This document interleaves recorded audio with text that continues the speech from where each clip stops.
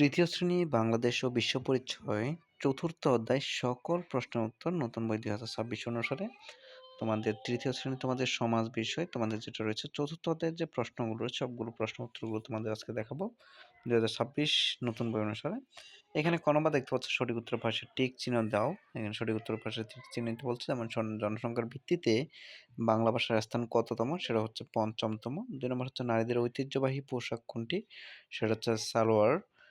খ নম্বরে তোমাদের রয়েছে বাম পাশের শব্দের সাথে ডান পাশের শব্দের মিল করো। বাম পাশের শব্দগুলো রয়েছে যেমন বাংলা, পান্তাভাত, কামিজ, ঈদুল ফিতর এগুলো রয়েছে। তাহলে বাংলা এটা ডান পাশে হবে বাসা, পান্তাভাত খাবার, কামিজ এটা হচ্ছে মেয়েদের পোশাক, ঈদুল ফিতর এটা হচ্ছে একটা ধর্মীয় অনুষ্ঠান, লুঙ্গি হচ্ছে ছেলেদের পোশাক। তোমরা বাম ডানটা এভাবে পূরণ করবে। গ নম্বর থেকে রয়েছে তোমাদের সংক্ষিপ্ত প্রশ্ন উত্তর, যে সংক্ষিপ্ত প্রশ্নগুলো বলা হচ্ছে যে সাংস্কৃতিক উপাদানগুলো কি কি। পোশাক, বাসা, পোশাক, খাদ্যাভ্যাস, ধর্মীয় উৎসব, গান, নাচ ও আচার অনুষ্ঠানে সাংস্কৃতিক উপাদান। এগুলো হচ্ছে এটা। এরপর ২ নম্বরে রয়েছে বিভিন্ন নৃগোষ্ঠীর কয়েকটি পোশাকের নাম লেখা, যেমন মারমা, চাকমা, গারো, সাঁওতাল, খাসি।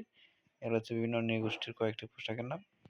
এর বর্ণনামূলক প্রশ্নের মধ্যে রয়েছে তোমাদের, যেমন আমাদের দেশে প্রচলিত সঙ্গীত, নৃত্য, উৎসবের একটি তালিকা তৈরি করো।